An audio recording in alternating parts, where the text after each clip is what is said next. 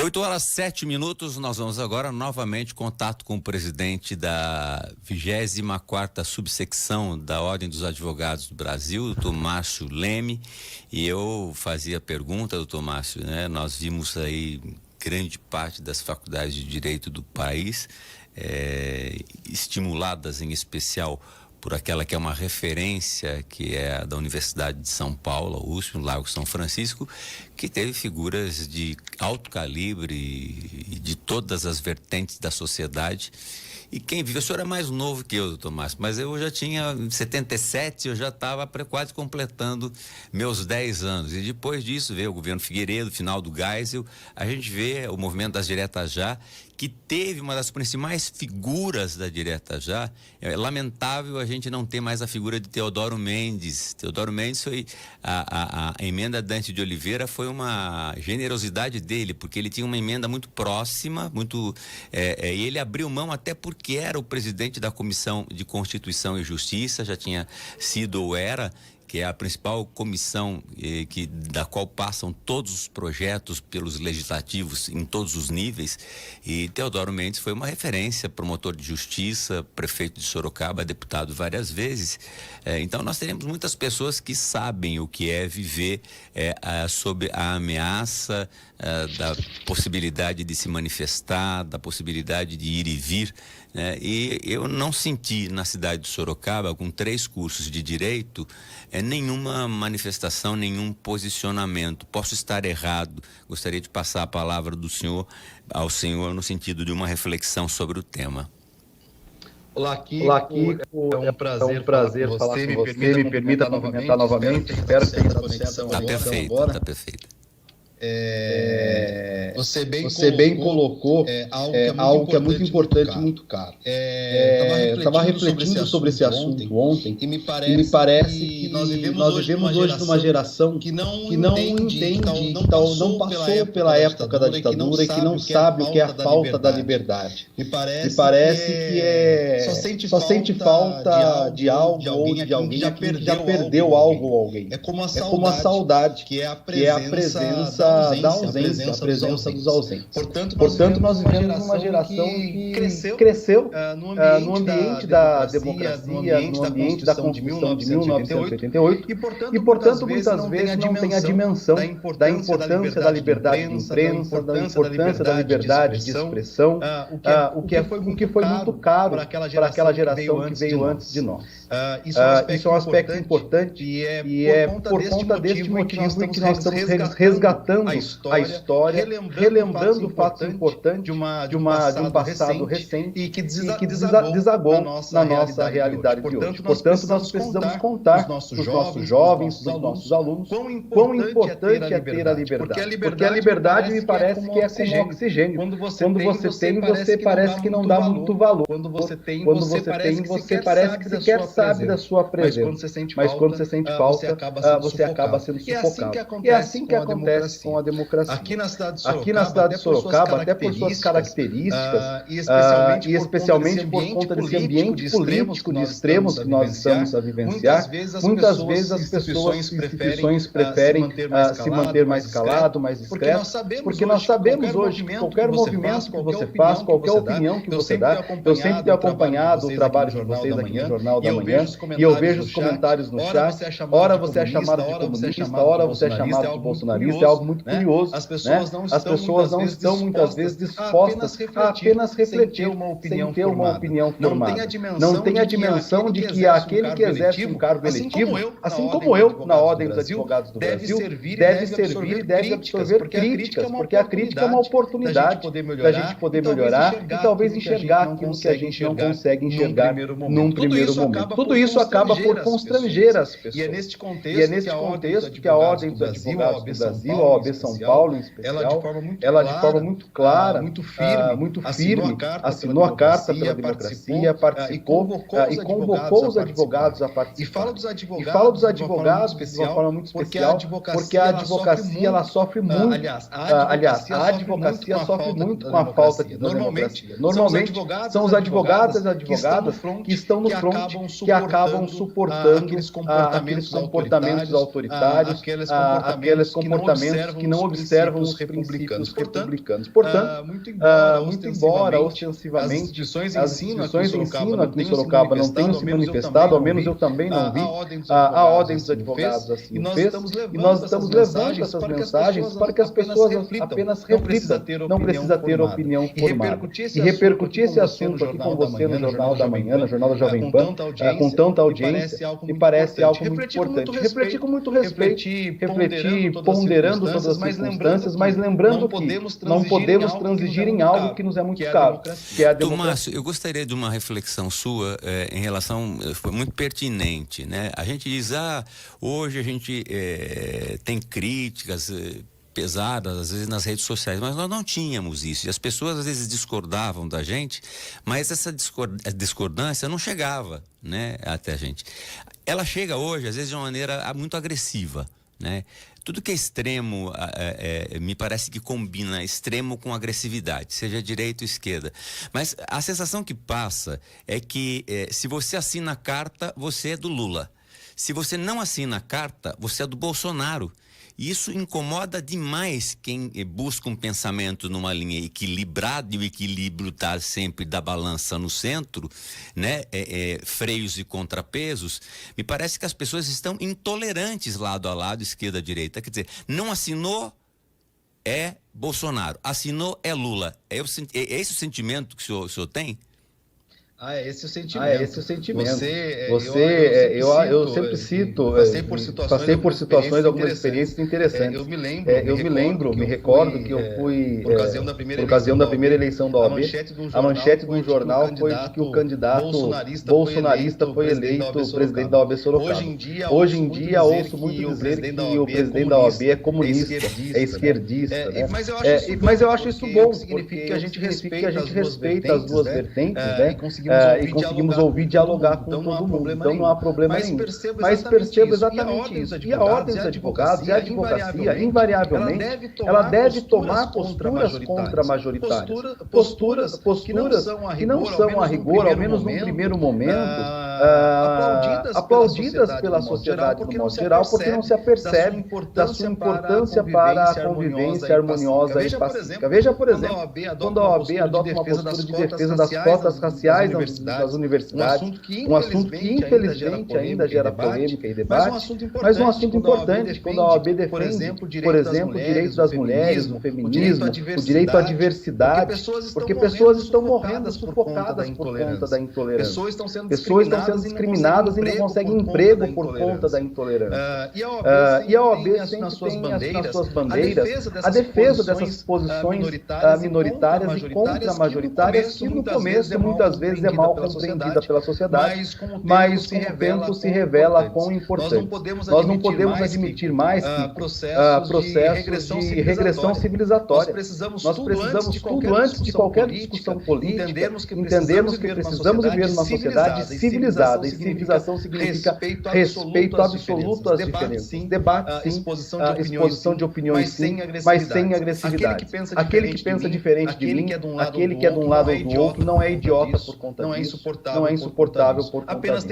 Apenas tem uma visão de mundo diferente. O senhor acredita que dentro do processo eleitoral, seja ele qual for, depois da vitória do prefeito Manga, quem não votou, ele é o prefeito da cidade, né? O presidente Bolsonaro, quando ele é eleito, ele depois de eleito, ele é também aquele que deve defender o direito das minorias.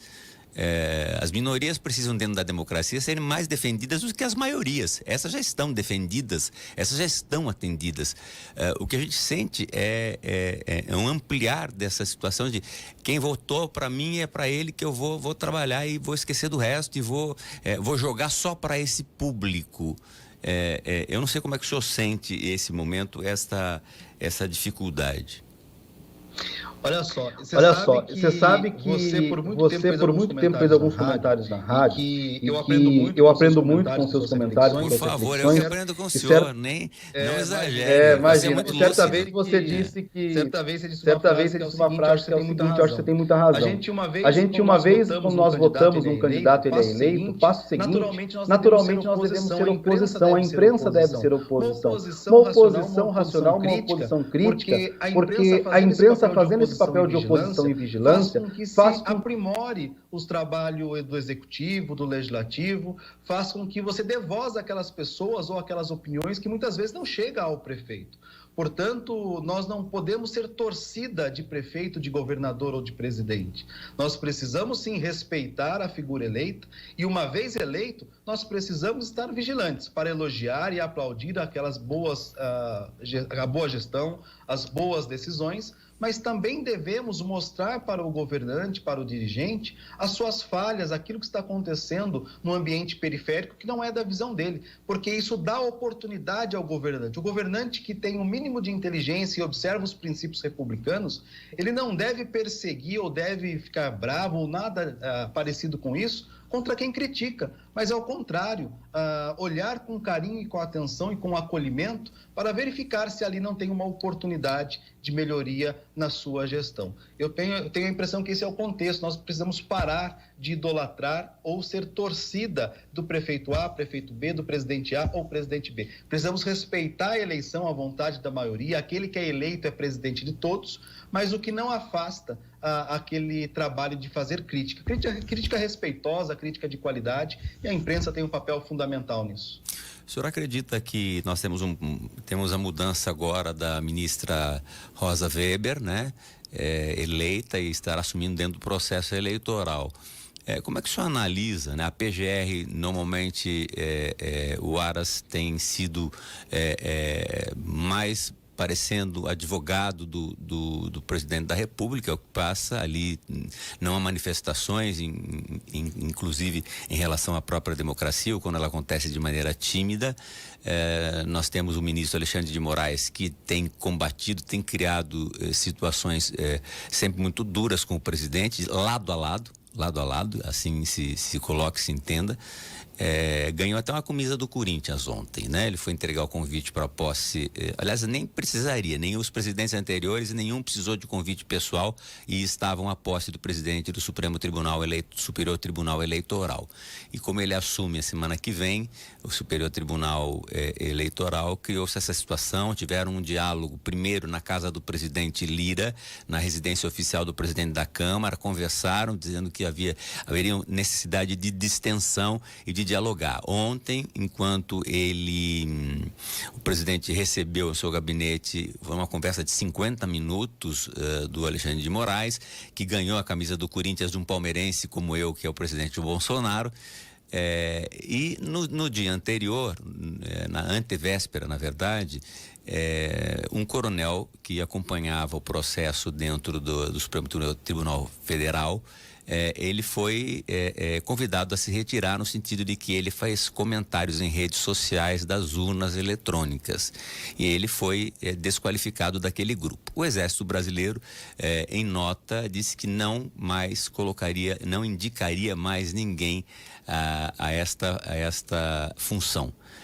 E ontem indicou 9. Ele quer 9 vagas agora de militares para este trabalho junto ao Superior Tribunal de Justiça. Então, recebe o ministro aqui dizendo que quer a bandeira da paz, o ministro Alexandre de Moraes, mas já está indicando 9, quer indicar, e obviamente isso não vai passar, é uma indicação, 9 militares para... E aí a gente vê o seguinte, as pessoas ficam bravas com o que eu falo. Aí você vê a Amazônia sendo mal cuidada e faltando militar, e a gente quase com esse velho tema da urna eletrônica, onde não há, até o presente momento, provas no sentido de que elas são falhas ou elas são fraudulentas, né? Então, o Supremo está exagerando, e tem muita gente dizendo que o Supremo está governando, que o Supremo está ou dentro das regras do jogo, está jogando, defendendo a Constituição.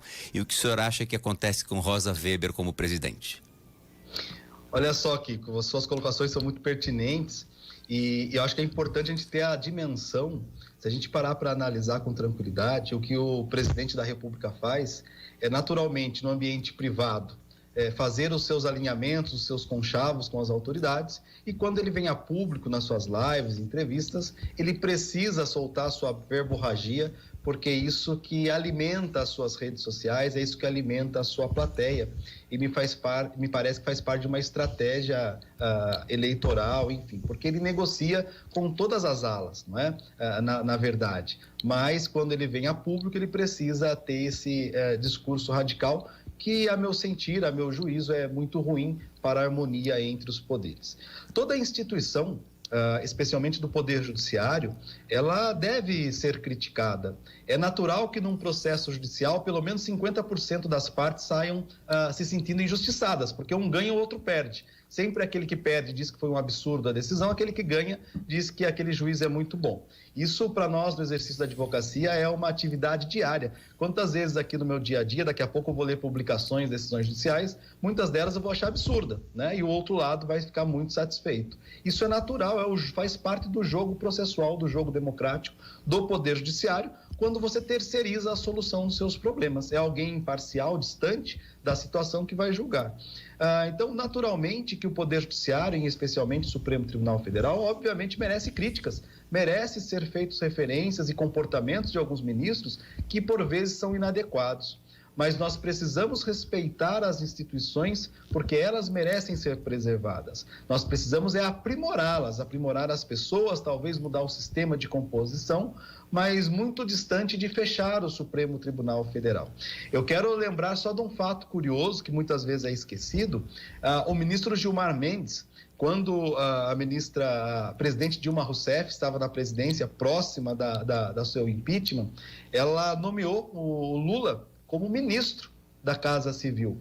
E 2 dias depois, se eu não me engano, um dia depois, o Gilmar Mendes deu uma decisão liminar dizendo que não podia nomeá-lo como ministro, porque feria o princípio da motivação, porque o objetivo era espúrio e, portanto, anulou a nomeação do Lula. Na época, o ministro era o Gilmar Mendes. Pergunto, Gilmar Mendes é bolsonarista? Hoje, quando esse mesmo ministro dá uma decisão contrária aos interesses do presidente atual, ele é petista, ele é comunista. Então, veja que esses comentários que são muito rasos e vazios... Não, o presidente ele quer nomear um terrivelmente evangélico, né? Ele manifesta, ele podia nomear, mas não precisava falar que é terrivelmente palmeirense, terrivelmente, né? É um pouco estranho. Pois é isso que me deixa bastante preocupado e triste, porque tem se perdido o pudor de dizer que estou nomeando um ministro para defender os meus interesses. O ministro não deve defender interesse de ninguém, ele deve defender interesses, os primados constitucionais, os valores constitucionais. Pouco importa quem é o presidente, quem é o governador. Então, tenho a impressão que é um momento de reflexão, um momento de tensão. Esse tensionamento não é bom para ninguém, sequer para o presidente da República, e, sobretudo, é muito ruim para os cidadãos. É muito ruim para nós, que somos brasileiros, que precisamos trabalhar, que precisamos empreender a economia. Isso afeta toda uma estrutura, gera insegurança, gera diversos problemas para a economia. Portanto, quando você exerce um cargo de poder, você precisa, sobretudo, ter responsabilidade e agir com princípios republicanos. Eu não tenho direito, enquanto presidente da OAB, gostar mais do advogado A do que do advogado B e usar o poder que eu exerço dentro da OAB para fazer perseguição, para fazer chacota, para discriminar. Isso não cabe no cargo de alguém que está exercendo uma liderança. Por isso, repito, princípio republicano, ter respeito, saber dialogar, saber ouvir e sempre expor as suas opiniões de forma muito assertiva, mas de forma muito respeitosa também, especialmente por conta da liturgia do cargo. Aquilo que um presidente fala, aquilo que um governador fala ou aquilo que um prefeito fala, tem muita repercussão, porque ele exerce uma liderança. Aquilo que ele fala pode gerar um processo de evolução, um processo pujante, mas também pode gerar desgraça, pode gerar conflito. Por isso a responsabilidade dessa atividade. Bom, eu ia falar professor Márcio e não ia errar, né? Eu sei que o professor está aí dentro e nunca mais vai deixar de sair essa condição de professor. Nós vamos a um rápido intervalo comercial, mas eu já vou lançar a pergunta. É uma opinião, uma crença de que vença lado A ou lado B dessa polaridade que está instalada, talvez a gente tenha intolerância e ódio mais 4 anos de quem perder, seja do lado que for, sem nenhum pudor, para daqui a alguns minutos depois desse intervalo comercial. Doutor Márcio, eu tomo ele com o senhor. Voltamos a 3, 4 minutos aí a nossa entrevista. Eu peço a sua permanência e atenção, um pouco do seu valioso tempo. Até já. Você está ouvindo o Jornal da Manhã da Jovem Pan Sorocaba. Já já, mais notícias para você.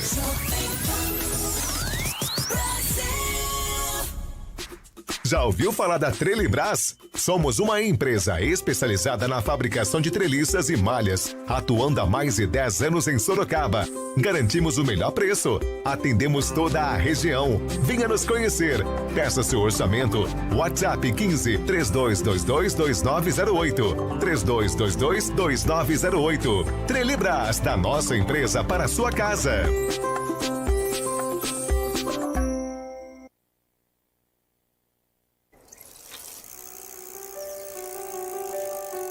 Na vida, a gente corre muito, pedala, se equilibra e às vezes cai.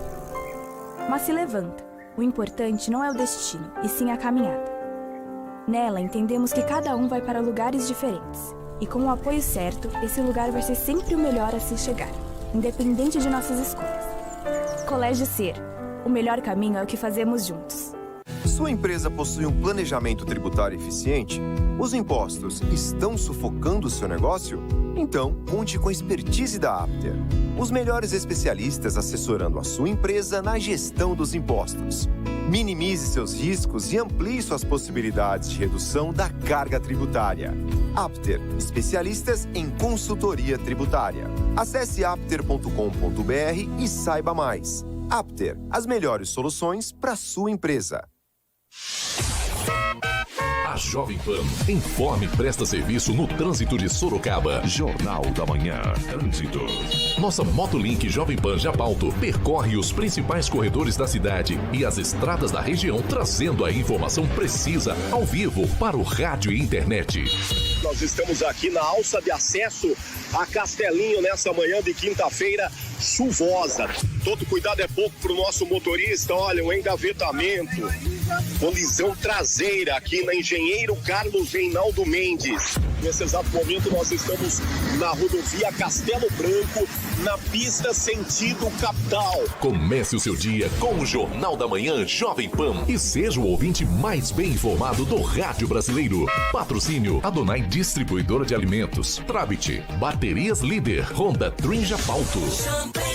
É sinal verde no trânsito. Na ANEP oferecemos o curso de formação e pós-graduação em psicanálise. Ele é adequado para toda e qualquer pessoa que busque uma nova profissão, uma ferramenta de trabalho onde você já atua e também um processo de autoconhecimento. Para quem possui graduação, ele certifica como pós-graduação reconhecido pelo MEC. A ANEP está situada em Votorantim, São Paulo, no Centro Empresarial Bandeiras e também possui mais de 5 polos no estado de São Paulo. Mais informações, ligue 15 3019 6403.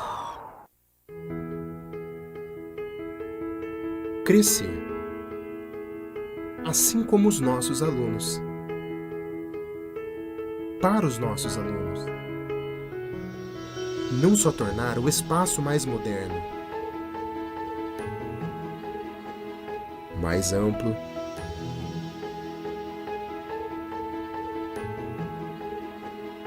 mas também ter novas propostas educacionais, novos projetos para a vida. Uma vida plena, responsável, feliz. Reforçando assim nosso compromisso constante com a sociedade, com o futuro. Afinal, estamos fazendo juntos o melhor caminho.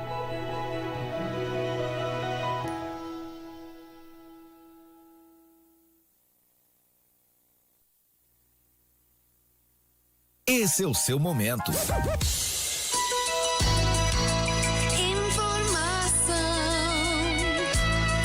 notícia, Rádio Jovem Pan. 8h31. Eu repito, 8h31. Esta meia hora do Jornal da Jovem Pan Sorocaba tem oferecimento de Lisier, edifício residencial, um empreendimento feito para o seu estilo. E tem mais.com, um portal que tem tudo sobre Sorocaba e região. Vem que tem mais. Muito bem, nós continuamos a conversar com o presidente da 24ª subsecção da OAB São Paulo, professor Márcio Leme, advogado e professor Márcio Leme. Professor, presidente Márcio, nós falávamos da polarização, né? Quando a gente percebe essa teoria de polos, a sensação que eu tenho, e queria ouvir a sua reflexão, é de que, passado o processo eleitoral, vencendo A ou B, a gente ainda pode ter um período mais crítico de... você vê políticos chamando hacker de Araraquara, que está preso com prisão decretada, você vê um pouco de tudo. E a sensação é que, após o processo eleitoral, seja ele qual for, nós podemos ter questionamento de resultado, nós podemos ter ódio, nós podemos ter redes sociais muito agressivas, sem um aprofundamento, paixão. O que eu sinto hoje é que lado A ou lado B não lidam do assunto com abertura suficiente para falar, puxa, não é 100% ruim, mas também não é 100% bom lado a lado, porque não há perfeição, né? Nós não estamos falando nenhuma figura endeusada, não há, de lado a lado não há pessoas com falhas, como todos nós. Esse ódio continua, de repente, por mais 4 anos? Ô Kiko, eu sou um pouco otimista com relação a isso, né? Até porque para a gente poder viver um pouco melhor, né? Eu tenho a impressão que, uma vez passado esse processo eleitoral, eu acho que a tendência, claro, continuará essa questão de críticas, redes sociais, mas acho que a tendência é minimizar em alguma medida.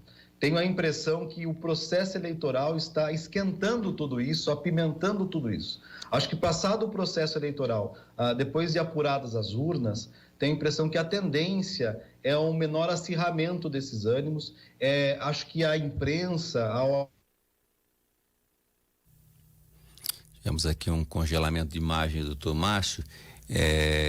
Sobre suas atividades.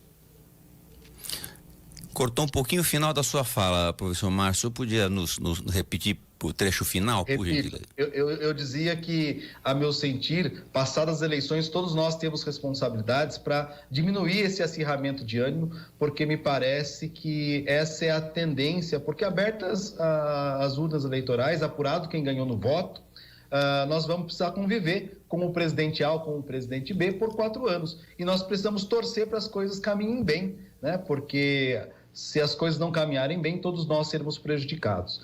O que me preocupa muito é que aqueles que exercem a influência tenham esta responsabilidade ao exercer o seu ofício. Professor Márcio, eu vou pedir 1 minuto e 10 segundos para o nosso Marcos. O Marcos pediu espaço. Tudo bem, falaram que eu posso esquecer da informação de trânsito, porque já foi resolvido, já está a via toda fluindo, professor Márcio. Lhe pergunto o seguinte, nós temos aí o processo eleitoral, o presidente Bolsonaro questionando as urnas. Qual é a sua opinião sobre questionar urnas eletrônicas? O senhor sente fragilidade? Em algum momento o senhor pensa de forma igual? Qual é a sua manifestação nesse sentido?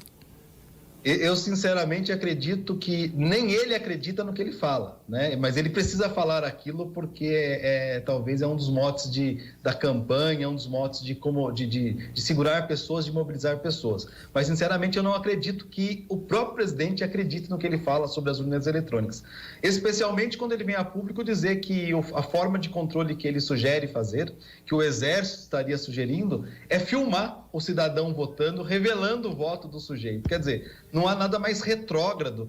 Isso se assemelha ao voto de Cabresto lá do século passado, do começo do século passado, né? Então, veja, vamos controlar a votação da urna eletrônica. Como? Filmando o cidadão que vai votar, né? Exibindo quem ele está votando para depois conferir para ver se faz sentido. Então, é tão bizarro esse tipo de informação, de fala, que eu não acredito que ele não tenha inteligência suficiente para saber a bobagem que ele está falando. Nós acreditamos na urna eletrônica. Há uma premissa básica, um equívoco das pessoas falarem, especialmente em comentário das redes sociais, de que a urna pode ser atacada ou qualquer coisa nesse sentido. A urna não tem conexão com a internet. Não é possível um hacker acessar a urna eletrônica e mudar o seu resultado, porque ela, repito, não tem conexão com a internet. Sabe, Kiko, a Ordem dos Advogados do Brasil, ela participa desse processo eleitoral diretamente, seja lá no ambiente do TSE, com advogados representando a OAB fiscalizando, seja aqui em Sorocaba. Aqui em Sorocaba, recentemente, a OAB foi convocada pelo Tribunal Regional Eleitoral, pela Justiça Eleitoral Local, para acompanhar testes em simulações de urnas eletrônicas, assim como várias outras entidades representantes aí do Ministério Público, dos partidos políticos. Significa dizer, o processo caminha com muita segurança e não há nenhum motivo que justifique a alteração. Fragilidade estaria, sim, na contagem de votos no recreativo campestre, com aquele monte de cédula espalhada, né? E convenhamos, há uma outra informação importante. Salvo o melhor juízo, o presidente Bolsonaro ganhou com uma vantagem do segundo colocado na última eleição, com mais de 10 milhões de votos. Então, num país com um ambiente de 200 milhões de pessoas, eu não sei exatamente o número de votantes, você imaginar que você vai fraudar 11 milhões de votos, é muita gente envolvida. Você pode fraudar 10 mil, 5 mil, 1.000 votos, eventualmente, mas isso não tem repercussão nenhuma no resultado das eleições, quando um candidato ou outro ganha por diferença de milhões de votos. Então, por essa perspectiva também, não me parece que sustenta qualquer tipo de crítica. O que nós precisamos é ter respeito pelo processo eleitoral e respeitar. O que me parece é que se quer criar uma narrativa prévia para poder gerar o tumulto depois, caso o resultado não seja conveniente. Professor, qual é o ambiente hoje que o senhor sente com os jovens estudantes de direito na sala de aula e no ambiente universitário? Como é que esse jovem, né, com a vida toda pela frente, com um ideal enorme, quando se estuda direito, meu pai sempre dizia, né, como motorista de caminhão, depois que ele fez direito, ele falou que o direito ampliou a vida dele, né? E, obviamente que depois ele falou, meu filho se forma advogado para se defender dos advogados, também tem essa parte. Mas ele falava com muito orgulho, né? E todos nós que fomos alunos, eu fiz FAD, fui orador da minha turma, ganhei um concurso para tal. A gente tem uma visão de mundo um pouco diferente e ampliada. Qual é o momento de sentimento que o senhor está sentindo dentro da sala de aula? A minha impressão é de que muitas vezes falta à nossa juventude aquela cultura de leitura, voltar aos clássicos. Ler aquilo que é a base do direito, é a base da história, da filosofia. Há uma formação muito tecnicista hoje em dia. O aluno que Vamos lá, o professor Márcio travou aqui de novo. Vamos lá tentar o último trecho desta entrevista com o professor Márcio, que falava sobre a referência do comportamento dos alunos, dos estudantes de direito nesse momento pré-eleitoral, nesse momento e contextos que vive o Estado brasileiro, que ontem teve manifestações em todo o Brasil pela Carta à Democracia, as brasileiras e brasileiros pelo Estado de Direito e a democracia. Carta que, de certa forma, se compara à de 1977, lida também no glorioso Largo São Francisco, na Faculdade de Direito da USP, e lá tivemos a defesa aí, no caso pela democracia. Nós que vivemos muitos atos institucionais, nós que tivemos senadores biônicos, nós que tivemos atos institucionais, o pior deles, o AI-5, tivemos depois o Abril temeroso e tenebroso na história da política brasileira, quando se na época só tínhamos o MDB e a Arena, que representava a ditadura, e o Senado brasileiro elegia os elementos do MDB, e 2/3, que ela troca o Senado, ele troca primeiro 2/3, dois senadores por estado, são 3, e depois ele na próxima eleição de 4 anos, ele elege 1/3. E aí, sabendo que ia perder a vantagem, né, fecha-se o Congresso e divide. pega a metade dos dois terços biônicos, né, a serem escolhidos pelo Estado, pela ditadura, e a outra metade através do voto. E o que sobrava ainda tinha um terço que já era uma maioria absoluta daquilo que o militarismo exercia naquele momento. Então, quem viveu tudo isso, obviamente, não quer, na verdade, ver novamente tudo isso acontecer, ou ameaça alguém que eventualmente, por bravata, talvez até, nos leve para este caminho. Nós temos o doutor Márcio aqui na ponta da linha, para a gente concluir. Fiquei falando da história, um pouco da ditadura aqui, viu, doutor Márcio? Dos eleitores, dos senadores biônicos, né, escolhidos, como também tínhamos governadores biônicos. Nós voltamos a ter governador eleito com André Franco Montoro, uma figura da política e da democracia de alto quilate, de alto calibre, né, dos políticos que a gente não vê mais. Mas eu perguntava do ambiente em sala de aula e do comportamento desses jovens, doutor Márcio, neste momento em que vivemos uma situação um pouco atípica, né? Lutamos pela democracia e, de repente, algumas palavras nos assustam, mesmo que não sejam verdadeiras, mas vindo de quem pode vir, pode, obviamente, ter força para engatar numa aventura desta, que seria uma ditadura, seja ou de esquerda ou de direita, né? Eu dizia a você que, a meu sentir, a gente vê nas faculdades de Direito um aprofundamento dos estudos de matérias técnicas. Direito processual civil, que é a minha matéria, direito penal, direito do trabalho. Mas me parece que falta a gente retornar àqueles clássicos, ensinar o aluno a refletir e pensar sobre a sociedade. O direito é uma ciência social por sua essência. Falar de direito é naturalmente saber refletir sobre a história da sociedade, sobre a filosofia, criar pensamentos. Por isso, sempre que eu posso, nas minhas aulas, nós temos retornado às questões mais clássicas, mais básicas de raciocínio, para que nós tenhamos pensamentos críticos. Nós precisamos formar alunos com capacidade de pensar. Me permite só te dar um dado. Recentemente, num concurso para delegado de polícia aqui em São Paulo, a matéria mais exigida foi direitos humanos.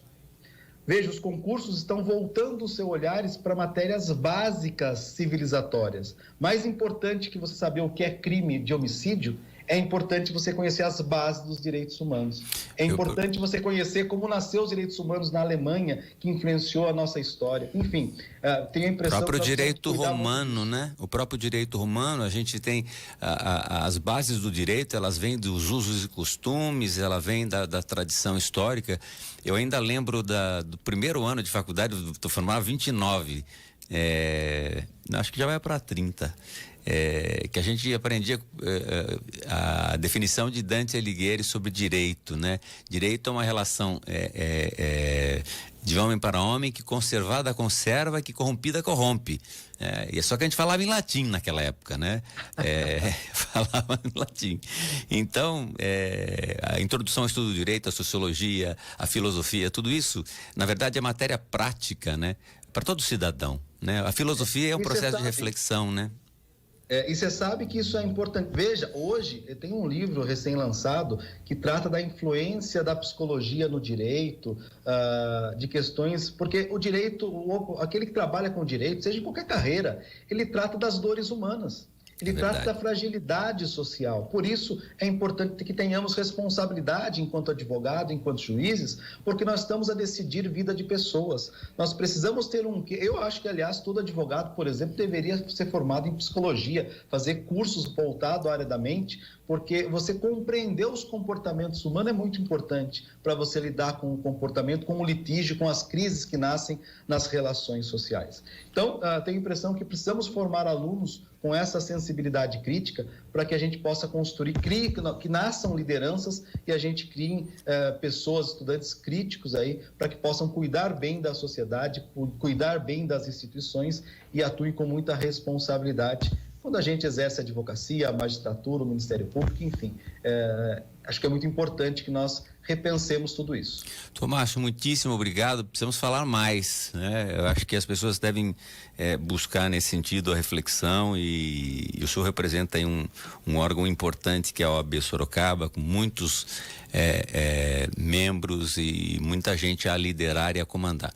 Grande abraço. Aliás, não é todo mundo que é reeleito para mandato de presidente. O senhor foi muito bem reeleito, mesmo tendo a oposição de São Paulo, né? Aqueles que venceram em São Paulo, o senhor não era o candidato da situação de São Paulo. O senhor era um candidato de oposição aos que venceram a OAB São Paulo. Mas está aí firme e forte e hoje, obviamente, tanto São Paulo quanto Sorocaba são todos mesmo da mesma advocacia pós uma eleição da classe.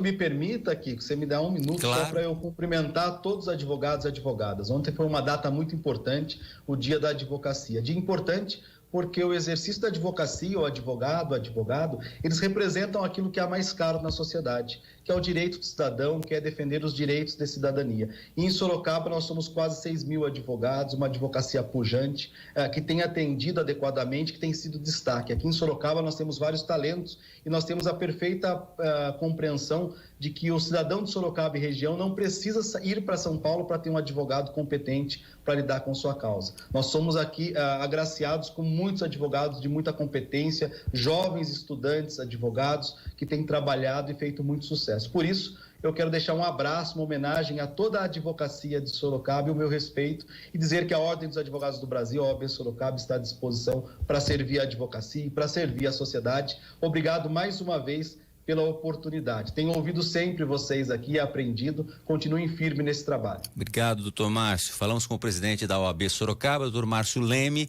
e agora vamos a um rápido intervalo comercial.